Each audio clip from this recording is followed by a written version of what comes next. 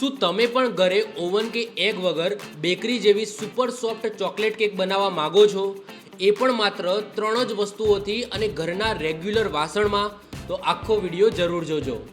Cake બનાવવા માટે સૌપ્રથમ ઓરિયો બિસ્કિટ લઈશું. એની ક્રીમને અલગ કરીશું જેથી બિસ્કિટને ક્રશ કરતી વખતે એ ચોંટી ના જાય. હવે બિસ્કિટને મિક્સર ગ્રાઇન્ડરમાં ક્રશ કરીને કાઢેલી ક્રીમને ફરીથી એડ કરી લઈશું. તેની અંદર આપણે દૂધ એડ કરતા મિક્સ કરીશું. જરૂરિયાત અનુસાર થોડું દૂધ એડ કરીને મિક્સ કરતા રહીશું. હવે કેકને બેક કરવા માટે મલ્ટી કઢાઈ લઈશું. એની અંદર મીઠું નાખીશું જેથી વરાળનું પાણી કેકમાં ના પડે અને શોષાઈ જાય. એના પછી એના ઉપર એક સ્ટેન્ડ મૂકીશું. હવે કેકની પેસ્ટમાં ઈનો નાખીને ફટાફટ હલાવીશું. સાથે આપણે જે તપેલીમાં કેક બનાવવાની છે એની અંદર થોડું ઘી લગાવીશું અને એની અંદર આ કેકની પેસ્ટને નાખીશું અને આ તપેલીને બેક કરવા માટે કઢાઈની અંદર મૂકી દઈશું.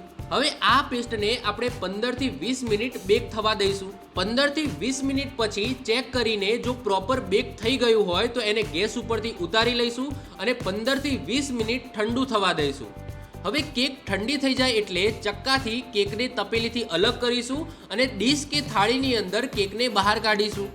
એના પછી આપણે એની ઉપર અને સાઈડમાં પ્રોપર ચોકલેટ સિરપ લગાવીશું અને સિરપ લગાવ્યા પછી કેકને ઠંડી થવા માટે ફ્રીજમાં મૂકી દઈશું. ઠંડી થયા પછી કેકને કટ કરીશું અને પરિવાર સાથે એન્જોય કરીશું. તો કેવી લાગી બધાને કેક?